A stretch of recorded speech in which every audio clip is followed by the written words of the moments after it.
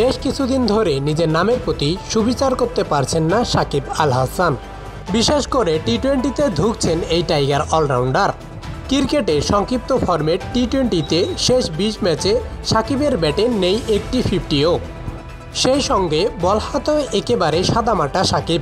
সোমবার 10ই মে টি-20 বিশ্বকাপে নিজেদের দ্বিতীয় ম্যাচে দক্ষিণ আফ্রিকার মুখোমুখি হয় বাংলাদেশ। এই ম্যাচও ভুগেছেন সাকিব, সেই সঙ্গে দলকেও ভুগিয়েছেন। আন্ড্রিক নকিয়ার বলে পুল করতে গিয়ে ক্যাচ দিয়ে আউট হন সাকিব। তারপর চাপে পড়ে যায় বাংলাদেশ। শেষে 4 রানে ম্যাচ হারতে হয় টাইগারদের। দলের এমন হারে সাকিবের দায় দেখছেন অনেকে।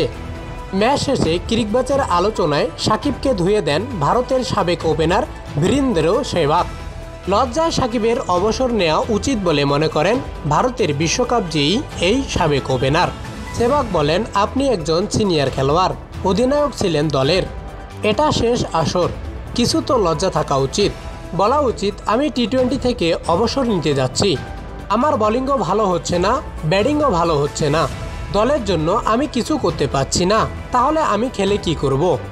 তিনি আরও বলেন, 17 বছরের বেশি সময় ধরে আন্তর্জাতিক ক্রিকেট খেলার অভিজ্ঞতা আছে তারও। এই সাধারণ জ্ঞান থাকা দরকার ছিল।